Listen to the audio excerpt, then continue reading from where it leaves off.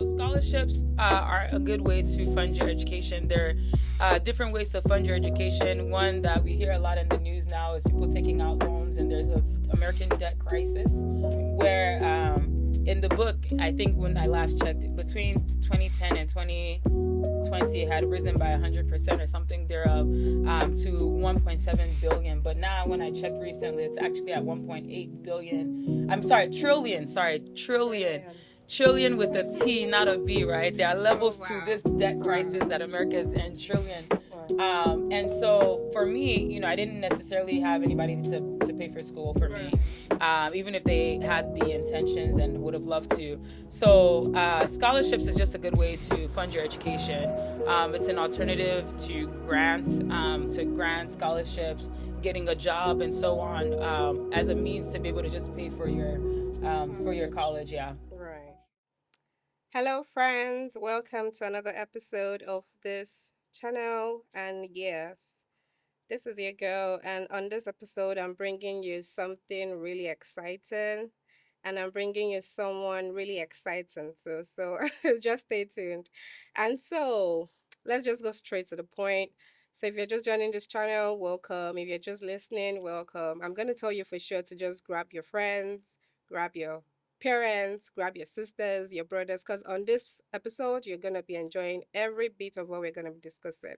And I'm bringing a special person. She's here right now, and you will love to meet her. Her name is Adebisi, and trust me, she's got a lot in the books, and I'm so excited for you to hear what she's about to say today. So, if you're a mom, if you're a parent, if you're a dad, if you have siblings, if you have children going to high school, going to college, and you're excited about your future, trust me, this is the right episode for you. So, please stay tuned. And I'm just going to go right into it to just, let's welcome our guest. Drum rolls, blah, blah, blah, blah. So, Adebisi, thank you so much for joining us. Thank you so much for coming on today's episode. I know it can be crazy, the stress of, let's pick time, let's pick a day, let's roll, let's make it today, oh, let's pick it. Please, can you do a little bit of introduction about yourself? Well, before I even introduce myself, first, I just want to thank you so You're much for having me welcome. here. Um, to put all of this together isn't easy, and the Mhm. sacrifice that you make to be able to put all Oh, this together.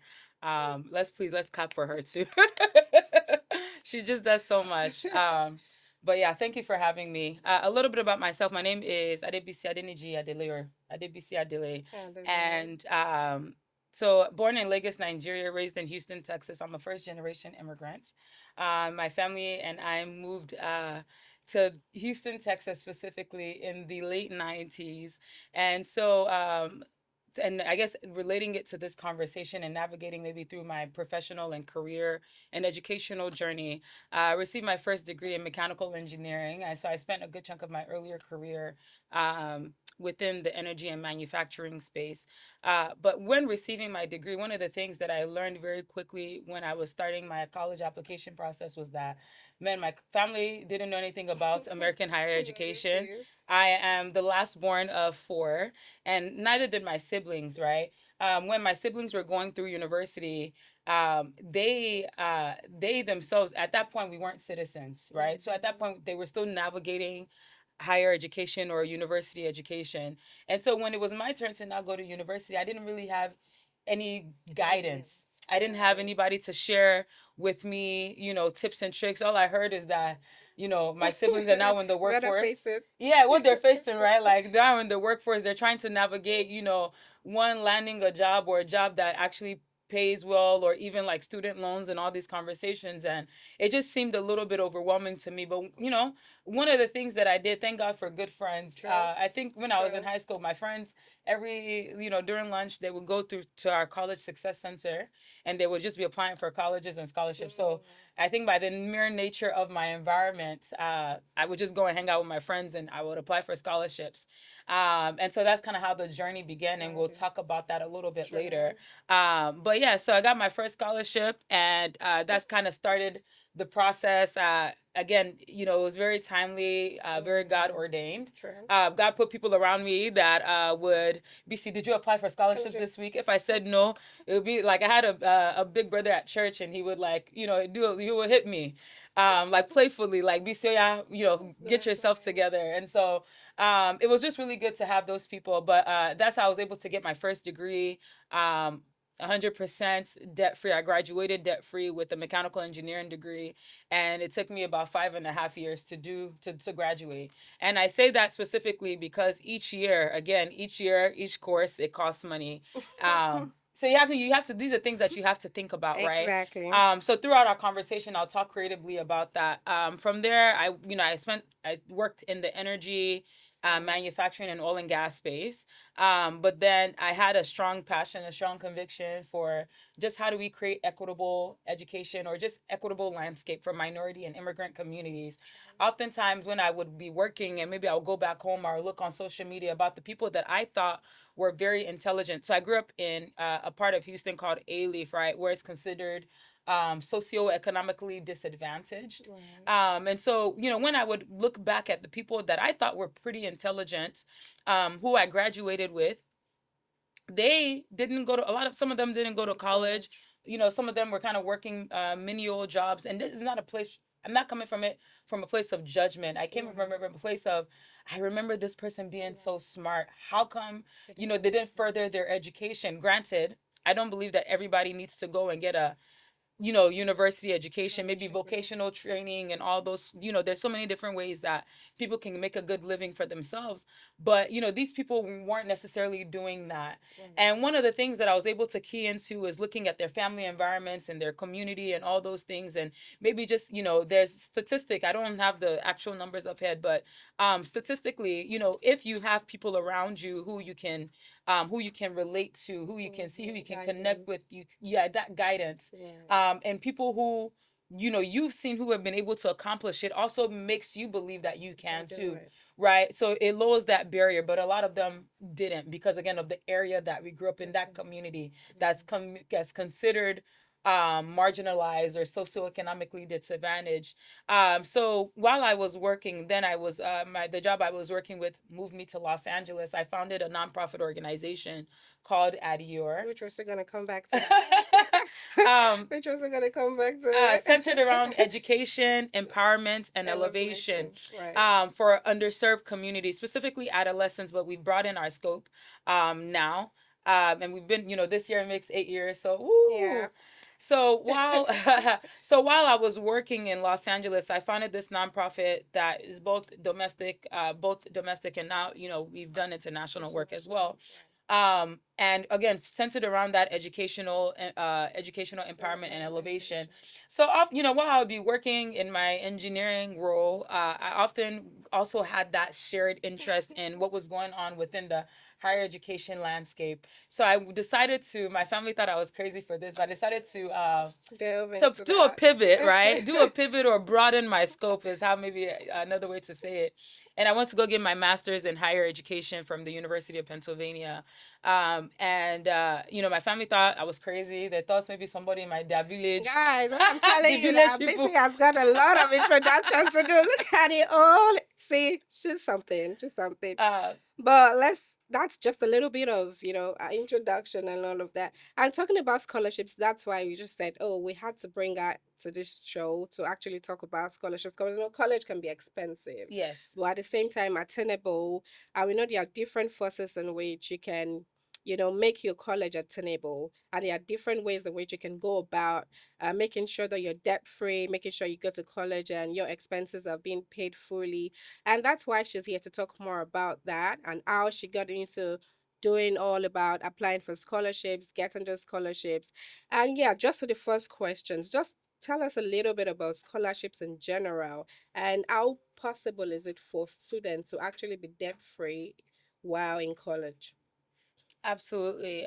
So scholarships are a good way to fund your education. There are different ways to fund your education. One that we hear a lot in the news now is people taking out loans, and there's a American debt crisis. Right. Where in the book, I think when I last checked, between 2010 and 20 2020 it had risen by 100% or something thereof, to 1.7 billion. But now, when Mm-hmm. I checked recently, it's actually at 1.8 billion.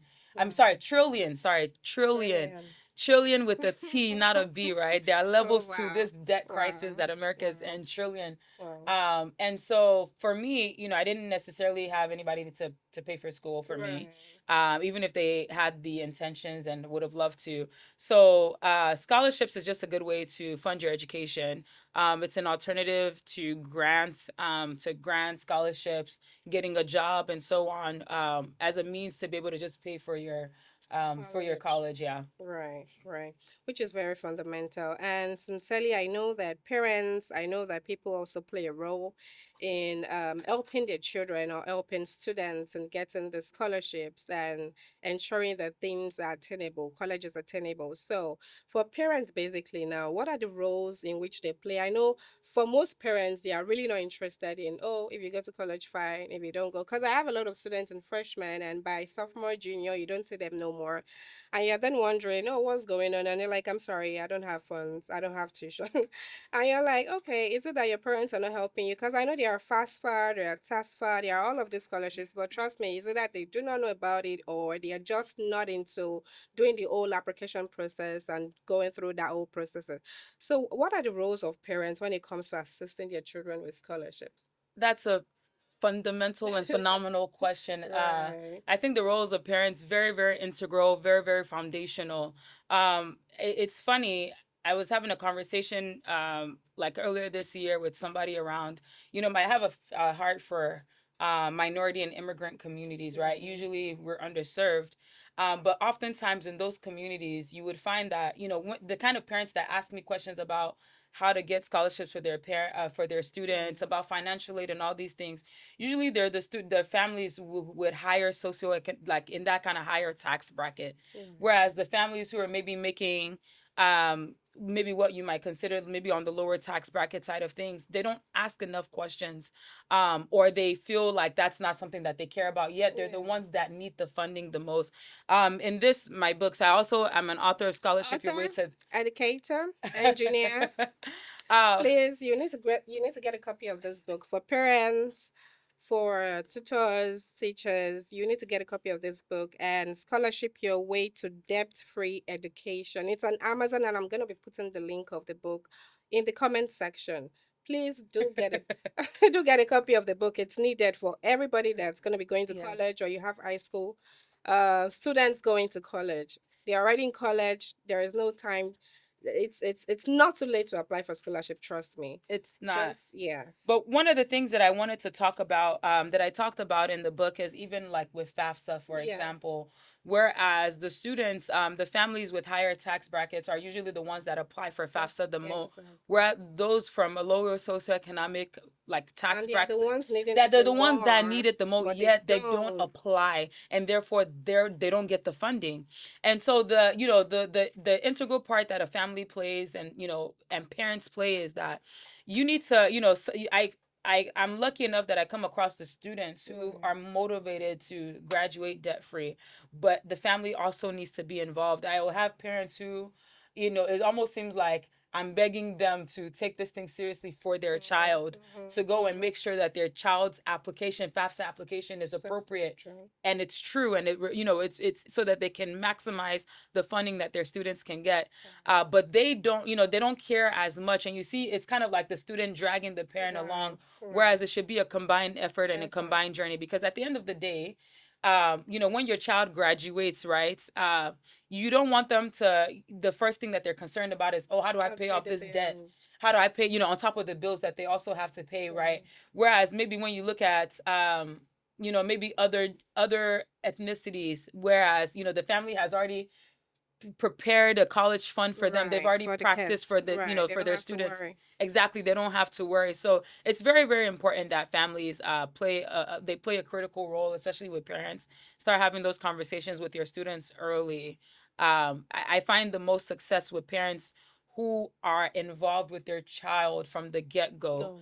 True. So it's something that we definitely need to take more seriously. Exactly, we do. And when we talk about that, we also see that it's difficult, and they be saying, "Oh, I need to get a job.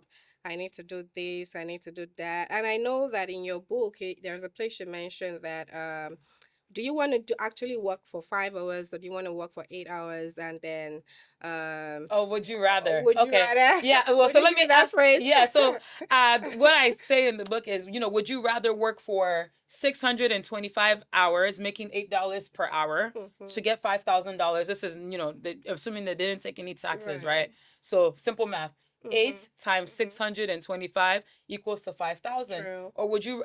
So that's 625 hours Hours. that you're working. Or would you rather spend 5 hours applying for scholarships to get that same $5,000? Now, me, I like to work smarter and not harder. If I can spend that time alone, creating the foundation, applying for those scholarships to get the same amount of money, then I'd rather spend those Apply five, for the exactly, scholarships spend than those 5 hours stressing. applying for the scholarships. Yeah. True, true. It's better to work smarter and not harder, actually. If I were to give get that option, I think I would go for applying for those scholarships, because it can be difficult actually working and going to work and stressing yourself, Yeah. bothering about school assignments and all of those. Especially if, you don't have any major dependencies, right? Like, Right. if you are a home, if you're a parent, or maybe you're kind of advanced in getting your degree, you're a parent, you have children, you have a mortgage and so on. You're still able to do those things, apply for scholarships and qualify. But it becomes easier when it's just you yourself. You don't have True. any other Any responsibilities but responsibilities? to True. focus on your education, Right. and then also, how to fund your education as well. Yeah. And how was it for you doing all of that schoolwork, extracurricular activities, applying for scholarships, just ensuring that you're in the best CGPA in school? How did you combine all of those? To be honest, I don't know. Oh I my kid, God. but to be honest, it's the grace of God. I'm a Christian. In case you Mhm, guys haven't figured that mhm, out, I'm a mhm, Christian. mhm, And mhm. I would say that my faith definitely played a major part in that. True. I had a schedule, I had a planner. Mm, So mm. everything that And that's something, I'm sorry, that's something about the book. She also creates different templates on how you should get ahead when it comes to applying for scholarships. And sincerely, those templates will help when it comes to extracurricular activities, your volunteering activities, your resume, how to put them on the phone, put them in the Dropbox. Sincerely, it helps. So let me go back to you. Okay. No, thank you. Yeah, yeah. So that's great. Yeah. So organization is critical, right?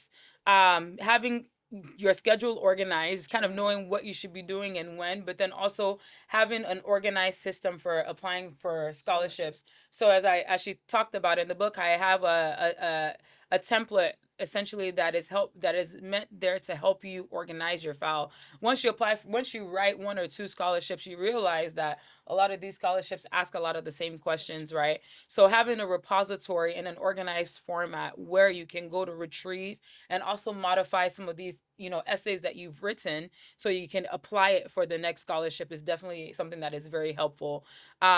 Also, one of the things, when I also mentor people as well, not just on the scholarship side of things, but mainly around just like internships and getting full-time positions from your undergraduate career. Career. And one of the things that I often tell students, or anyone, is prioritize, prioritize, prioritize. Prioritize. What is important to you and why are you there? You're getting a degree. What is the Mm. most important thing?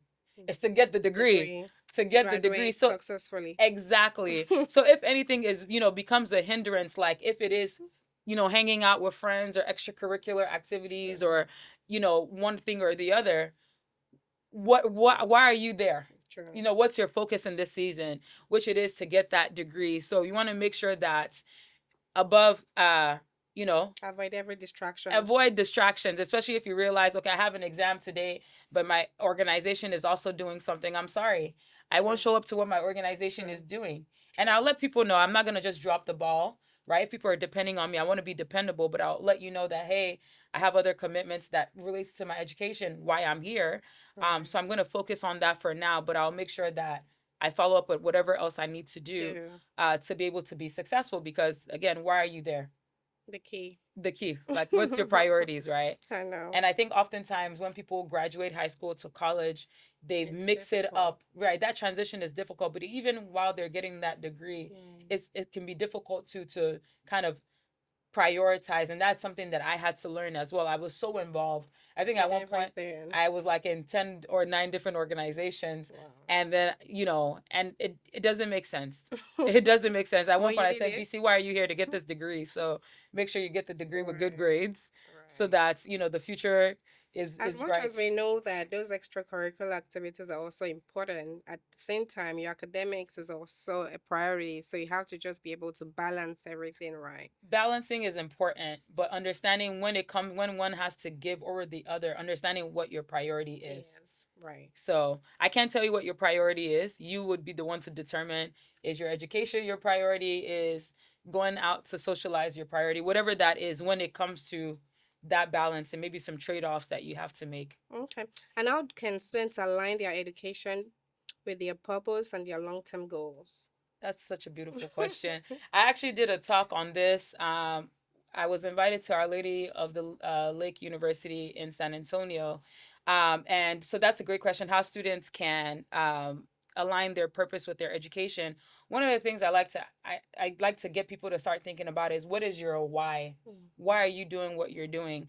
Some people can go into the medical field maybe because they've been told from that from the beginning, but maybe they're not passionate about it. So understanding why it is that you're doing what you're doing, because challenges and roadblocks will come along, right? But once they come along, you can face them, and you, with that understanding of why you're doing what you're doing, it gives you extra drive and extra motivation to see it through, because you know why it is that you're doing. And you can have multiple whys, right? Your why could be, maybe, I saw my parents struggling growing up, and financially I want to be able to support them, right? But I also, in parallel, love the idea of sciences and systems thinking, and so on, and critical thinking and all of that, and solving problems.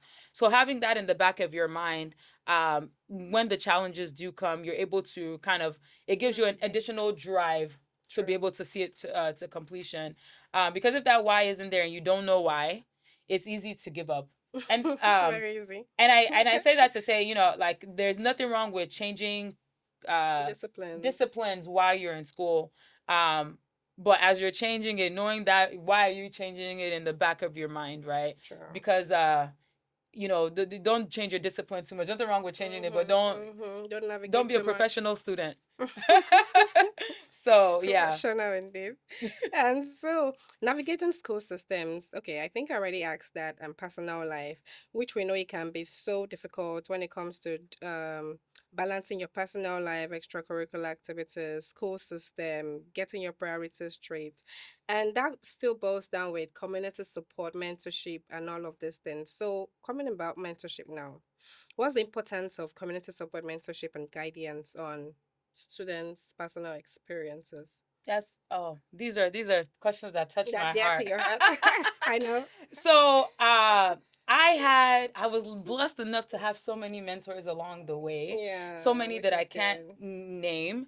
But I also did my part, right? I was if I saw somebody doing something that I was interested in, I would just, like, hey, what are you doing? Can I learn a little bit more? Or, I like what you're doing. Can we set some time to talk? So I was very intentional about that. And there's not everybody that you would meet that you would connect with. So make sure that it's authentic. People say network, network, network. But I like to network, but in the place that is of value. I want to make sure Your that the network is your relationships, network. yeah, your network is your network, but also making sure that these are valuable connections. These are Connections. people that were aligned on, and somebody can give me a word and I can run with it. So making sure that you value the person's time and their contributions and their input and so on. So the importance of mentorship is extremely important, right? The first internship that I got, I saw somebody posted on um Instagram at the time. That was back when Oh, not Instagram even first. LinkedIn. Not even LinkedIn. This was back. I think LinkedIn was still coming up Oh, then as well. This was, then. oh, probably over a Wow. decade ago. Mm-hmm. Over a decade I ago. know, right? This was over a decade ago when they were all still coming up. LinkedIn was Wow. still coming up. Instagram was still coming up. Somebody had posted, they were interning, and Mm-hmm. I didn't even know the person was an engineer. And Mm. so I sent the person a message, because this is before Instagram had like DMs, you can direct message somebody. So I sent the person a message on Facebook, and I said, "Hey, I see that you're doing this. Can you tell me a little bit more about how you got your internship?" That same evening, me and the person got on the call. The person started looking at my resume. That person was a very focused, very driven woman, Wow. and and she said, "Oh yeah, BC, do this, do that, do this," and all she had to do was tell me once, and I ran with it.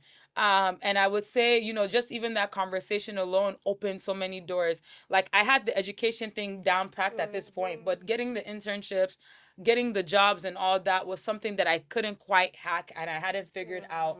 And then again, having those mentors, letting people know, hey, this is where I am. I need help here. True. But then not taking their help for granted because everyone's busy. True. Everyone is extremely busy, so they want to make sure that the help that they're giving you is valuable, and you also make sure that you appreciate the people that take the time out of their day to be able to help to appreciate them. And even now, like I've mentored so many people as well, and I often find that the ones that are most successful are the ones that take the information, they run with it. But also remember, these are people that are they are busy, so go back and thank them. True. Go back and thank them and let them know how their contributions and their help and their support has been something of value to even you. if you have to give a gift or just buy something, just appreciate them. Yeah. Because it's needed. Yeah, because they also need to know that their time and value was worth it in the end. Yeah, it was worthwhile. True. So that comes to you being an engineer and now an educator, the delving into that. And What can I? So I'm an engineer in parallel. I educate in terms of maybe how to support the community. I haven't taught in the classroom. No, I mean all those things too. They are still part of it. Yes, They're still yes, part of it. yeah. I think sometimes people are thinking that I teach, which I'm open to if you have any professorship Don't worry, opportunities. Join us very soon. But I'm still very So much. what's the love about actually? The love of you being an empowerment person, elevation, and that comes to Adele. What brought about Adele and, the love for trying to service communities, trying to service adult ladies, girls, Tell us about that. I wish there was a clear answer for that. I know. think sometimes this is maybe where I bring my faith into the conversation. True. I think that oftentimes I don't know about you all, but maybe I can find myself passionate about something that I might, even when it gets challenging, I might not understand why I'm doing it, but I'm still persevering. As I mentioned, that year is going on 8 years now, and there are definitely times that I've wanted to quit and give up.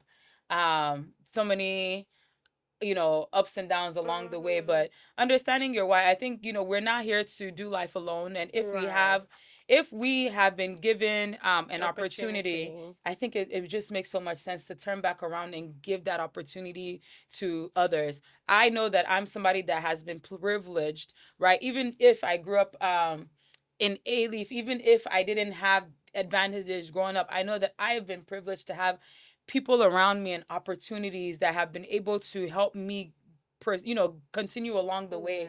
And so for me, when I think back to men, like I see people who are struggling, like how can I help? In what ways can I help? Being compassionate. Being compassionate, because you'll be surprised, um yeah, being compassionate is something that is, like bring the Bible into the Bible talks about give and it will be given unto you, pressed down, shaken together, and running over, right? And exactly. So it's I don't. That's not why I give, but I've also realized that the more I give, I never lack. Right.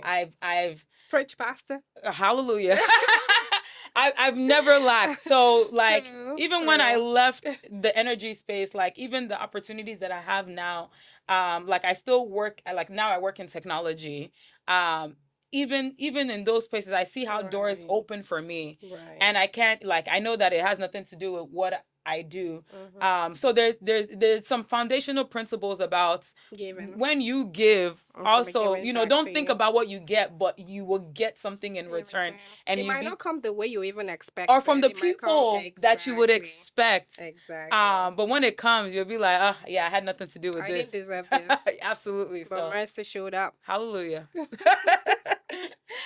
Wow, this is interesting. But yeah, sincerely, I really do feel like it's just the compassion. Because trust me, a lot of people might have had the opportunity to do what you're doing, Yeah. but they just feel like, oh, I don't think it's my calling. I don't think it's something I really want to do. I'll just, Yeah, and people also think that, oh, there has to be a right time, or when I retire, when I mm-mm, get to mm-mm, no this right age, when I time, get no to right that time. age.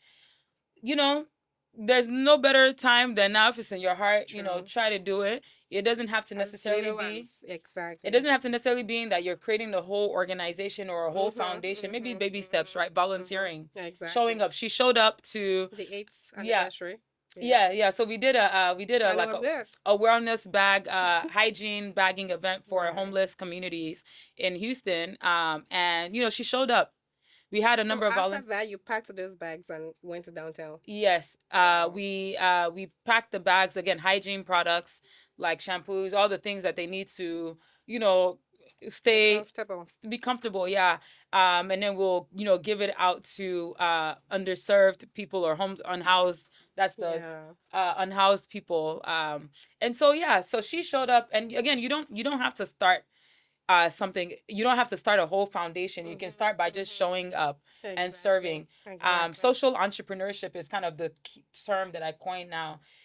It's something that's very passionate to me, and that could mean in the education space, that could mean in the nonprofit sector. Education, nonprofit, kind of the same thing, but True. that could mean serving in so many different ways. But how is my existence also of value to other Benefiting other people and people. benefiting others as well? So don't think just about yourself. Think about what you're And doing if and you'd how it like to serves. show up, please show up for the next year night anniversary.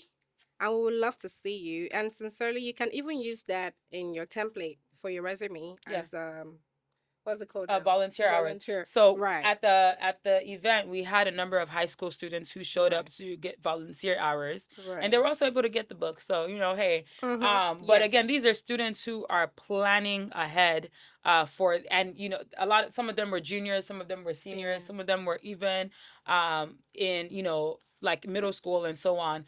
And it's interesting. Again, I one of the my heart marginalized minority immigrant communities, but we don't show up for these kinds of things. Yes. Right. And parents, you need to encourage your child, if you Children. see that there's a service event that they can get community service hours and so on, encourage them to show up, because and there's no such thing as too early. I think the Mm-hmm. youngest we had Mm-hmm. at the event was 5 years old. My Mm-hmm. nephew showed up. I Mm-hmm. told my I never even knew we could bring our kids. I'm like, next yes. year I'm bringing them. Yes, I think one year we had like somebody brought their 4-year-old son, and it's good that they see these True. kinds of Stay things so that they going know the on. importance of giving. But True. again, you start collecting these volunteer hours, because when you're applying for scholarship applications, college It's applications, important. they ask for these things, right? It gives you the edge over somebody else to see how you also contribute back to your community. If they're given to you, they also want to be able to see that, is You're this giving investment back. that I'm making in this person also going to be something that will benefit society and the community in the long run as well. So yeah. Wow, that's interesting. And so, just to wrap up, and what are the words of encouragement you give to students that feel overwhelmed or unsure of their next steps? Overwhelmed and unsure of their next steps. That's a good question. I have to take a moment to actually think about that. Please do. Overwhelmed and You can unsure. talk about from maybe personal Yeah. experiences. Yeah, I would say again, I can only speak from my perspective, right? True. uh what grounds you, what is your foundation? So faith, right? True. Family, having a good so what are your beliefs? Having my belief, hallelujah, praise Praise the Lord. Jesus. Mm-hmm. But then also having, it's important to have a good community system around you. True. I remember, there were times when I was doing my undergraduate degree, mechanical engineering. Honestly, college is not easy. It's not. If you're doing education, So it can be overwhelming. yeah, if you're doing like whatever, if you're doing the arts, there are gonna be times that's gonna try you. But I had a good community system, like so it's good. I mean, and if you don't, I had my family that I could lean on. And if you Exactly. don't have that family support, finding a good community that you can surround yourself with, right? I understand that different people have different circumstances. True. But when I would feel overwhelmed with school, I remember one time my brother then was living in Singapore at the time, Book and your flight, baby. Huh? Your book of flight? Oh yeah, of course, of course. I mean, now he's international. He's global at this point. But I remember then I called my brother because he's also a mechanical engineer, so he had walked the ropes. And I was crying. He said, "Be serious. It's okay. It's okay." And he encouraged me. I remember after that, I called my mom. I was crying, and they encouraged me to continue. And even though they couldn't help me Oh, sort the navigate issue, that. They'll just give the you issue was still there. why But there's they, hope, there's life. yes, but they were able to encourage me, and that's all I needed. Sometimes all you need is people to Support. tell you that you can do it, that it's okay. Take your moment, take your time, go get some rest. Somebody to you know pray with you, join in agreement with you. Having that source of community to allow you to believe that you can also do it is extremely important. And there was a second part to that question that you asked. Oh yeah, I was saying that to make sure that they navigate their next steps. Oh, yes, the importance of. The words of wisdom to students feeling overwhelmed and unsure of their Yeah. next So steps. words of wisdom, honestly, don't try to eat the whole cow, or how did they say everything is bite sized. So I was that kind of person.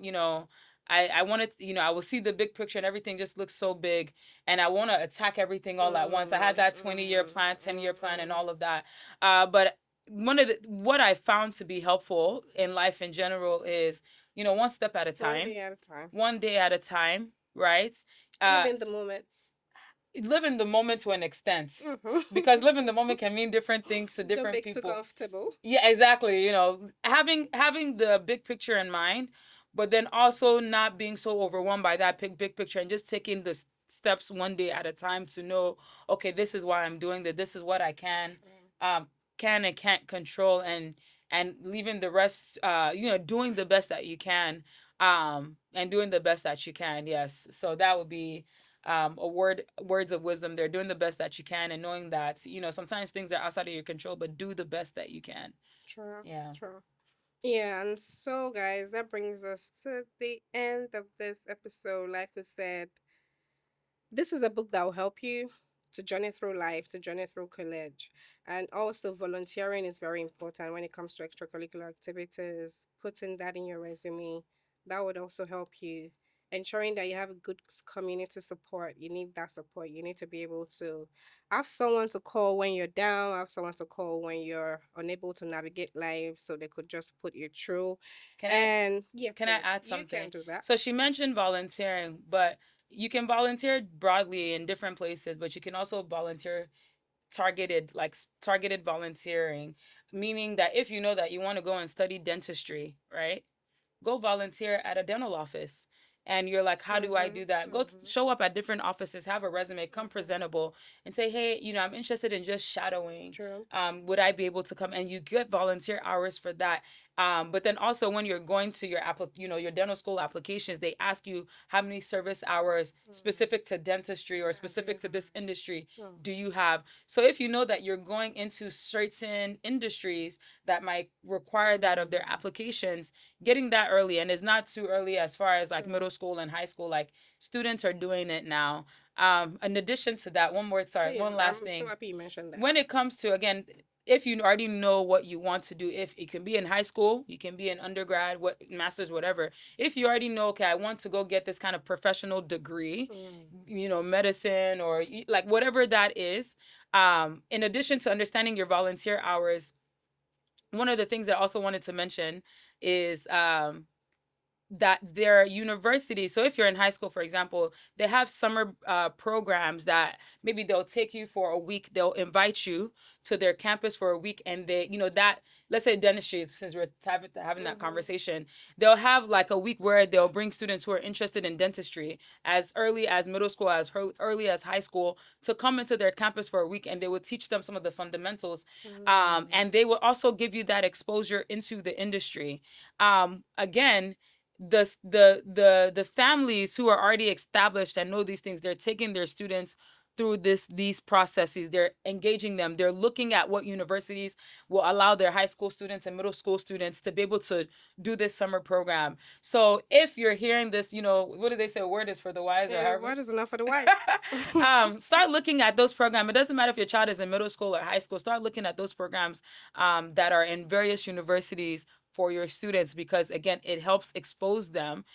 Some of it can also be considered as volunteer hours, and it also prepares your student. They can use these experiences in their resume when Mm-hmm. applying for scholarships, when applying for university as well. It's competitive. It is. It's It interesting is. saying It resumes when is. you're thinking about, oh, I'm It in is. high school. What would I know about? Think about a Resumes. resume.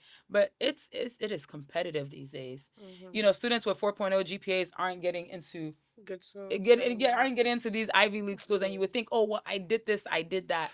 So you want to make sure that you're positioning yourself the In the best, right direction. and getting these things early and often, getting them prepared early and often is something that will be a benefit to you and to your student. And it's not just, again, for those families who are already established. If you know that maybe you came from a background much like mine, where your parents can't really, even if they wanted to afford to give you these opportunities, please start thinking about that for your students. And if you're a student that I'm talking to, start thinking about that for yourself.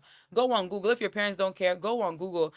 I want to be a dentist. What summer programs do they have for high school students to come to the school for the week or whatever? And you'll be surprised. There are hundreds of them. Mm-hmm. I was doing this research for somebody that I was consulting with, for their child, a couple of weeks ago. There are hundreds of them. And you do consultation, right? I do consultation as Please, well. consultations. If you need consultations for your kids and your children, please, Adebisi is ready at, a good price. Good Yes. price.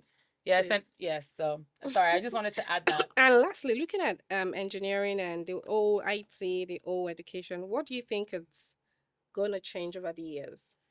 Because now I'm beginning to see that they're giving these kids laptops for their assignments Yes. and they don't have to write anymore. I'm like, what's going on? Yeah, so maybe what I foreshadow, I'm not an expert in this space, Field. like in terms of, I mean, I'm an engineer, I work in technology. When I say I'm not an expert in it, like, there's some people that their expert is kind of like foresight into industry and all Mm-hmm. that. But maybe one of the things that some of the signals that I'm picking up now is there's a strong push for artificial intelligence, AI, and AI ML. tools. But so within, not just in technology, right, in IT and all that, but how do you integrate this in different industries and different facets of life? So you're seeing them integrate AI, ML technology into the space of education. You're seeing them integrate it into medicine. You're seeing them integrate it into accounting. You're seeing them into even integrating it into arts, right? Like, they have, like, I think, like digital tokens or something like that, where True. so True. there are various areas where technology is being integrated, right? So I would definitely say, exploring, if you have that interest. I'm not saying this as an antidote. If you don't have that interest, then don't look at it. But if you're interested in your specific field, maybe start Right. looking about how can I integrate X, Y, and Z into this Into field, right? that. And don't, even if you yourself don't see, the